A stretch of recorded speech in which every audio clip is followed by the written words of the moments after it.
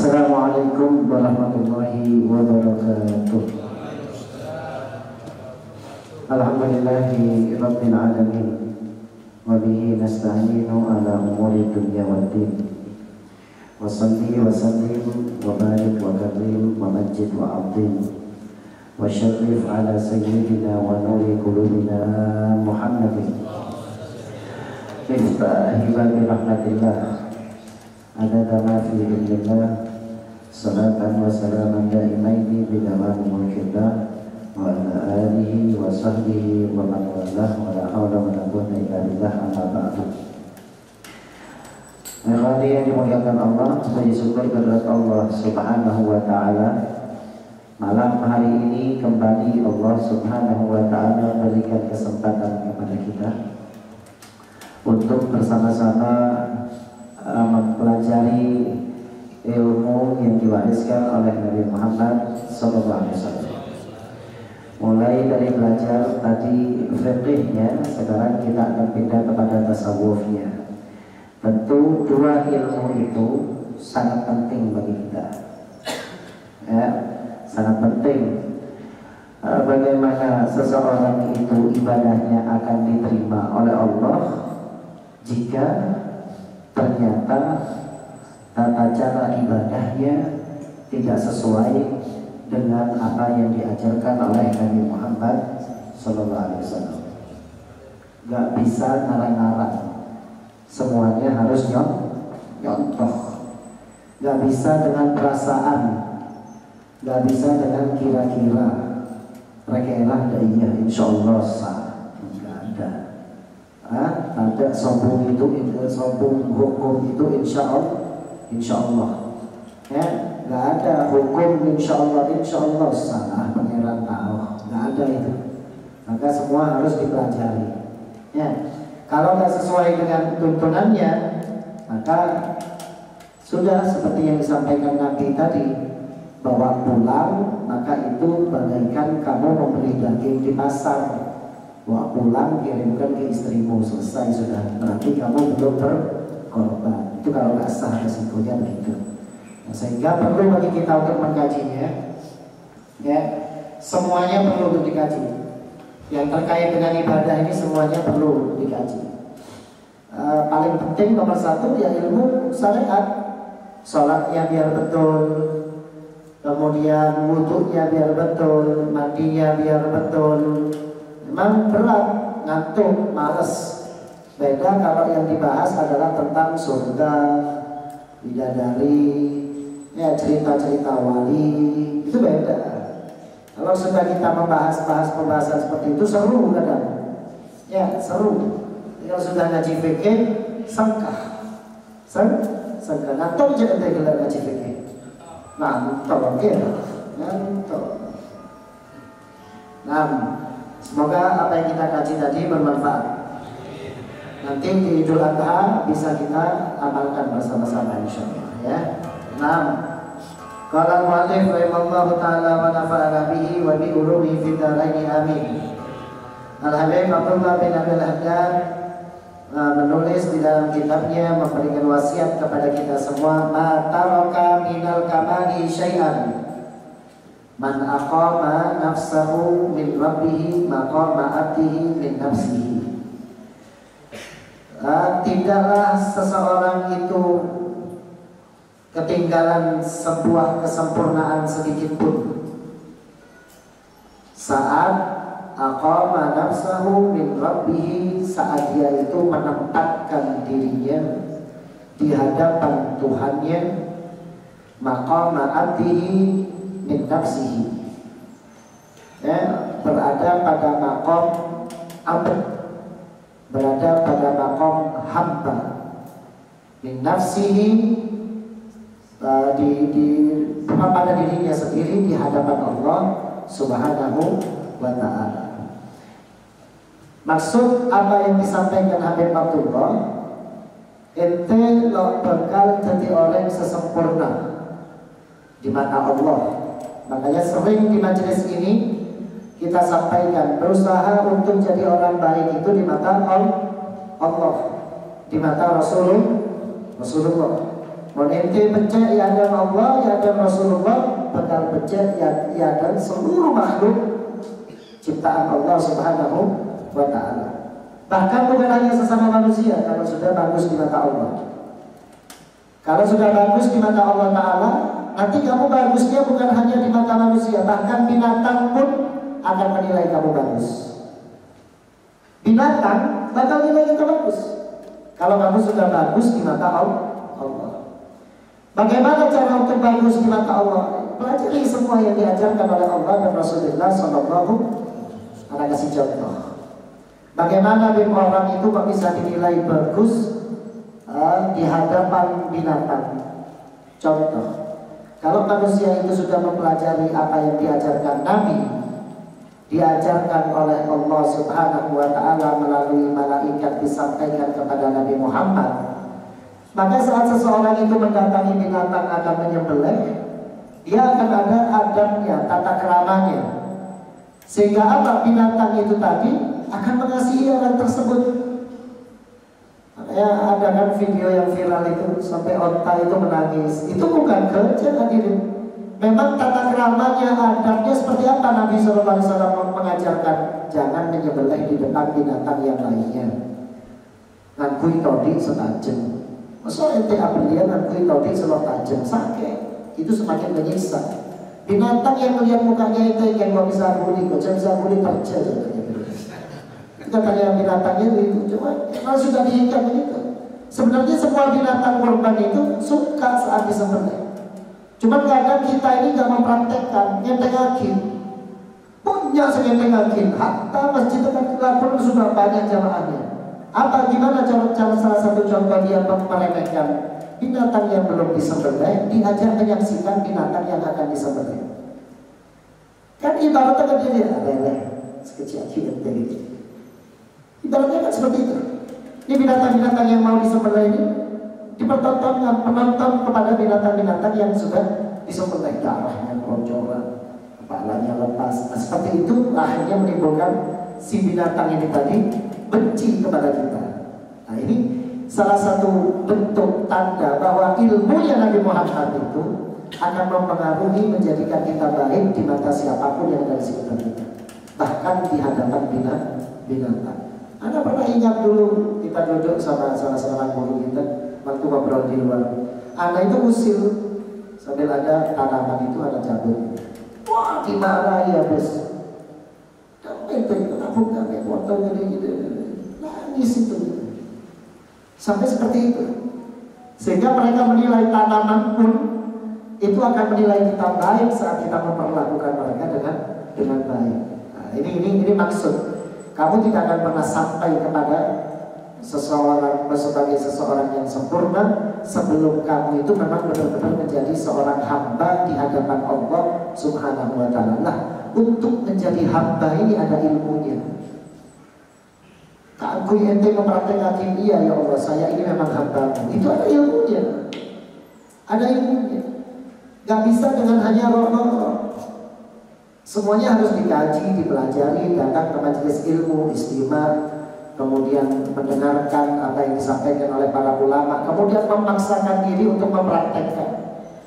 Jadi selama kita belum menjadikan kita sebagai hamba di hadapan Allah, maka kita tidak akan pernah menjadi seseorang yang sempurna di hadapan Allah Subhanahu wa ta'ala. Paham ya? Nah, kemudian ikhwan yang dimuliakan Allah, terkait dengan maqam ubudiyah.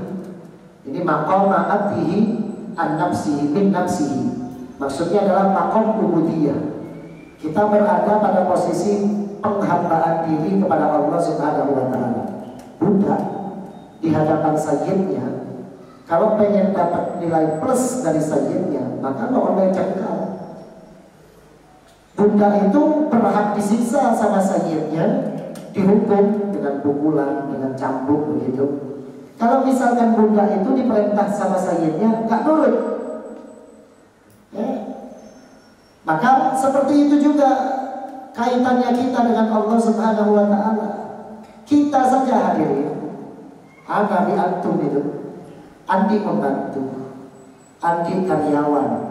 Kalau sudah karyawan nurut, apa saya soro etoro iklan kalau teman melanggar, kalau teman macam-macam, maka kita sebagai juragan, kita sebagai atasan akan berat kepada orang tersebut.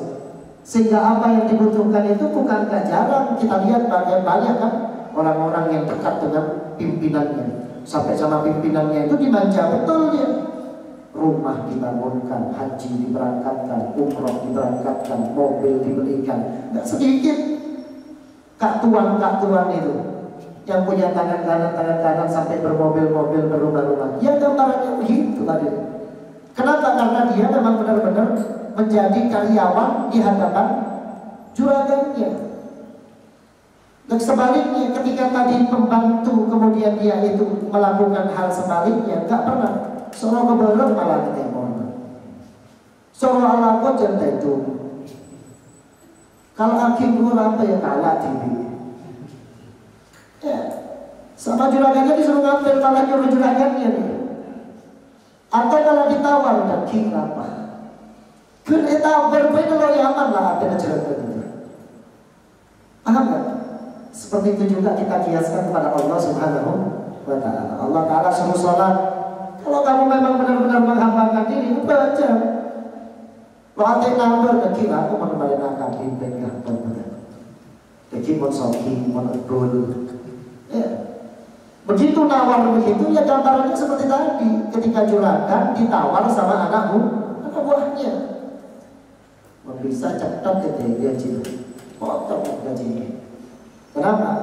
Ya, sistem pemerintahan saja begitu, sistem karyawan perusahaan yang profesional juga begitu, dipotong gajinya begitu gak masuk.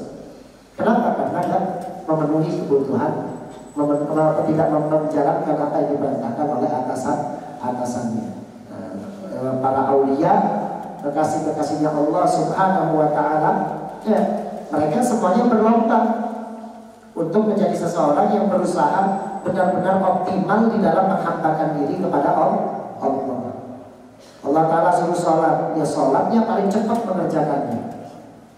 Sholat mereka 5 waktu, masih ditambah tahajud, masih ditambah witir, masih ditambah duha, masih ditambah Qur'annya, semuanya dikerjakan. Kenapa? Karena yang tujuan utamanya adalah apa? Nurut kepada Tuhannya. Sehingga apa? Mereka dimanjakan. Lam tusibhu ghammun wala hammun, maka apa? Hatinya tak pernah tertimpa penyakit sumpah, sedih, gelisah, bingung, bosan, suap badai dalam air. Teman itu, suap, ya subuh, tongkep ojel, tapi ojel badai dalam air. Teman itu gitu. Maksudnya apa? Besar Andi, Roma Andi, Otanggo Andi, nang ketinggi bingung, Mas Kamah. Teman itu, nah itu manusia tuh. Ya. Nanti ditinggal sama teman dekatnya, bingung, nangis, sedih. Ditinggal sama ini, sedih. Para wali itu hadirin Allah, hidupnya paling nikmat sudah. Kalau mau ngajak hidup ya nyontohnya kepada para aulia, nyontoh ke kisoki, nyontoh ke pejabat-pejabat, ya, kasihan nyiksa badan, malah nyiksa badan. Kalau lihat apa namanya para aulia Ilahi Ta'ala nikmat hidupnya kan, itu bagaimana diceritakan Habib Ali Habsyi itu kan, pernah ceritakan sama itu. Habib Ali Habsyi itu di salah satu majmu kalam pernah diceritakan bahwa beliau itu garap sawah, garap sama murid-muridnya juga. Waktu dia baca kitab di sawahnya. Tapi subhanallah kalau sudah bulan Maulid nyembelih kambingnya sampai 1000. Kalah tuan-tuan besi tua itu. Amolot abdi saebu. Habib Ali Habsyi yang punya Maulid Simtudurar itu. Sak kampung di tempatnya beliau tinggal itu rumah-rumahnya dikasih kambing satu-satu, bumbu sama gandumnya, masak ya. Kalau ada tamu anak datang, jatuh suruh masuk ke rumahmu, masakan ini ditawarkan. Nah, itu ibadullah salihin, orang-orang soleh, hamba-hambanya Allah Subhanahu wa Ta'ala. Makanya mereka itu kadang seperti Al-Imam Syafi'i sampai beliau mengatakan kalau di dunia ini gak ada tahajud bangun malam lo teror di dunia. Kalau misalkan malam-malam ini di malam di kehidupan kita ini tidak dianjurkan untuk ibadah tahajud atau ibadah di malam hari, ma'uhibbul baqa. Gak kepengen hidup di dunia ini. Kenapa? Karena mereka saking letaknya beribadah berduaan dengan Allah Subhanahu wa Ta'ala. Coba ente mulai dari dina, ya kan? Langsung tidur, dikit malam tangis tahajud nangis. Ada kiblat, berdoa. Jangan ketiknya, ya. Ibadah kepada Allah Ta'ala di malam hari, khalwat dengan Allah Subhanahu wa Ta'ala itu siapapun berhak. Habib anak ini ahli maksiat, anak ini sering zina, sering minum, sering ini, gak peduli sudah. Habib taib kata Allah Ta'ala, ada yang mau tobat, sini. Ada yang punya hajat, sini. Itu tiap malam Allah Ta'ala dia begitu. Kalau pengen jadi orang yang sempurna, jangan pakai nunggu besok, lusa jangan. Wahidkan meskipun sekarang ente tahajud di malam ini, dekik kalau petok ente kia maksiat boleh. Dekik kalau petok malam tengah malam deku, apa aja boleh tahajud. Jangan sampai dihentikan ibadah-ibadah kita itu cuma gara-gara satu berapa maksiat yang dikerjakan oleh kita. Taubat kepada Allah Subhanahu wa Ta'ala. Sampai minta Allah Ta'ala bermalam. Roba ya Allah, abdina. Ini pas dari itu abdina. Betul ya Allah. Obat keluar. Ya kan? Omor yang saya lebih. Ya kan? Aja abdina ya Allah, ampun sombong ya Allah, sudah aja ya Allah. Itu minta sama Allah Ta'ala. Roba saya biar jadi orang semakin baik, semakin minta. Sehingga kondisinya akan dijadikan semakin baik. Ya. Nah, Sayyidatuna Aisyah radhiyallahu ta'ala anha annaha dzakaratin nar fabakat. Faqala sallallahu alaihi wasallam. Sayyidatuna Aisyah radhiyallahu ta'ala anha, beliau pernah mengingat neraka, kemudian beliau nangis. Siapa? Sayyidatuna Aisyah radhiyallahu anha, istri Nabi Muhammad sallallahu alaihi wasallam, yang air liurnya bercampur dengan air liur Nabi Muhammad sallallahu alaihi wasallam. Ya, yang siwaknya pernah dipakai oleh Nabi sallallahu alaihi wasallam di akhir hayatnya. Nabi di akhir hayatnya saat beliau sakaratul maut. Ya, kalau ingat sama sakaratul maut itu hadirin, kelas Nabi Muhammad benci sakit hadirin.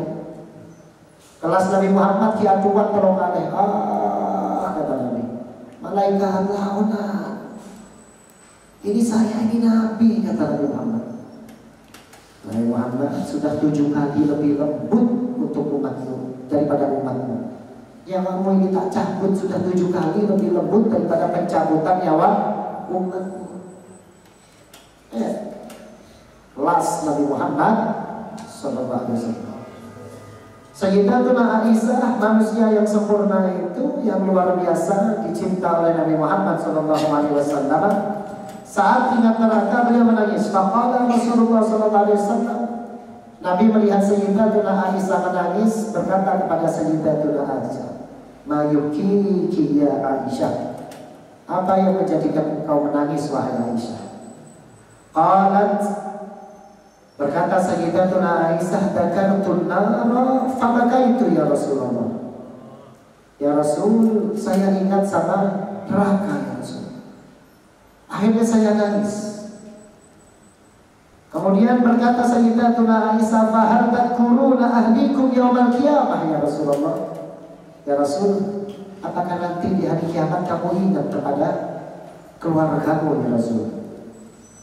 Faqala Rasulullah sallallahu alaihi wasallam, Nabi berkata, "Ama fi salasati mawatina fala yadhkuru ahadun ahada." Nanti di akhirat Aisyah, amma fi salasati mawatin fala yadhkuru ahadun ahada, kecuali di 3 tempat ini saja. Nah, kalau sudah di 3 tempat ini, seseorang tidak akan pernah ingat kepada seseorang, kepada siapapun. Suami akan lupa sama istri, Istri akan lupa sama suami, anak lupa sama orang tuanya di 3 tempat ini. Ya, Allah semoga kita semua dipermudah nanti ya. Siapapun yang kita kenal lupa hari ini, lupa. Ya, Rasul berkata di 3 tempat ini Aisyah, nanti manusia akan lupa kepada siapapun yang ada di sekitarnya. Di mana saja itu? Indal mizan, saat ditimbang. Oh, saat ditimbang itu serem hadir. Kita orang mau nabayin ya. Ibaratnya apa namanya? Ketika antum punya proyek antara goal dan bangkrut. Antara goal dan bangkrut. Keputusannya di jam itu. SNET di jalan. Tapi pun sampai gagal, roki bilang. Lebih parah dari itu. Ya, lebih parah dari itu. Antara hilang atau hasil, antara hilang atau hasil, antara sukses atau celaka di mizan itu. Nah, di situ kita bakal lupa kepada siapapun yang kita kenal. Ya, sekarang yang kita kena seren, sampai pematian buat istri dan anak itu, ya, sampai lupa ngajarkan syariat, lupa nyuruh sholat, lupa saking sibuk ngalaku, ya, saking sibuk ngalaku bikin roh dengan toron. Saking sibuknya kerja, istrinya nggak pakai kerudung dibiarin. Saking sibuknya kerja, istrinya di rumah maksiat, matanya di HP. Entah matanya kemana saja, sampai lupa cuma gara-gara dunia. Yang kamu katakan kalau dengan dunia itu kamu berarti mencintai istri dan anak itu. Ya, kalau sudah masuk mizan ini, yang kamu cintai itu bakal lupa kamu. Sampai kapan hatta ya'lam? Ayakhifu mizanuhu am yaskul, apakah timbangannya itu berat atau ringan? Begitu sudah berhasil berat amal baiknya, dia langsung ingat, oh mana anak saya, kediapetan anak, kediapetan ini, ya, seperti apa nih kelakuan suami saya, baru ingat. Itu di mizan itu, ini di mizan. Wa inda tatayuri suhufi hatta ya'lama aina yaqahu kitabuhu fi yaminihi aw shimalihi aw wara'a dhahrihi. Saat suhuf-suhuf berterbangan, lembaran-lembaran amal rapor selama hidup kamu, nanti jadi satu buku, akan berterbangan semuanya menuju ke inti semua. Gitu, gambarannya begitu. Nah itu turunnya kemana? Ke kanan atau ke kiri atau ke belakang? Nah, ketika sudah jatuh kepada bagian kanan, maka saat itu dia kemudian menjadi tenang. Ya, baru nanti ingat lagi sama istrinya. Duh, istri saya gimana? Anak saya gimana? Orang tua saya gimana? Mudah-mudahan dimudahkan semuanya. Wa 'inda sirati idza wudi'a baina dhahranai jahannam hatta yajuzahu. Dan saat disirat, melewati sirat, jembatan sirat, itu dia sudah gak bakal ingat sama anak. Anak kita pun bakal lupa di saat itu. Ya, istri kita pun bakal lupa saat itu. Kenapa? Khawatir urusan neraka baru. Di bawah ini neraka, kepreset dikit masuk sudah. Sampai kapan dia bakal ingat? Ketika dia sudah melewati sirat. Kemudian dia ingat sama istrinya, istriku mana ya, anakku mana ya, orang tuaku mana ya, keluargaku mana ya. Itu gambaran yang menjadikan para kekasih-kekasih Allah Subhanahu wa Ta'ala, sehingga mereka itu tidak pernah merasa bahagianya mungkin sebentar. Begitu sudah sendiri sudah mikir kenapa? Innallaha fa'alun lima yurid. Allah Ta'ala itu maha berjanji. Hatta ente sholat tahajud tiap hari, hatta ente sholat 5 waktu misalnya ini, karena Allah Ta'ala punya sifat fa'alun lima yurid. Itu menjadi ketakutnya ibadullah. Waktu para kasih Allah Ta'ala, sehingga tiap malam itu nangis. Tapi pikir-pikir pun sering saat menjemput kilo karuan masuk ke dalam suarga apa boleh selalu apa Jangan sampai ada pemikiran dikebalik. Kadang orangnya kebalik. Apa? Dia baca kilo karuan masuk ke dalam suara ya aku apa jangan gitu. Ya. Kalau otaknya main dia bakal mikir, oh iya ya, yang sholat saja belum tentu masuk ke dalam surga, apalagi saya yang nggak sholat. Oh iya ya, yang nggak maksiat, yang nangis setiap hari saja masih pikiran bakal masuk surga atau tidak, apalagi saya ya. Ini orang yang cerdas. Ya, jadi jangan dibalik-balik, hati-hati kena hujah-hujah setan sehingga kita menjadi orang yang tertipu. Alhamdulillah, semoga kita semua menjadi orang yang selamat di dunia wal akhirah insyaallah. Silakan bagi yang mau ada barang yang mau bertanya, silakan.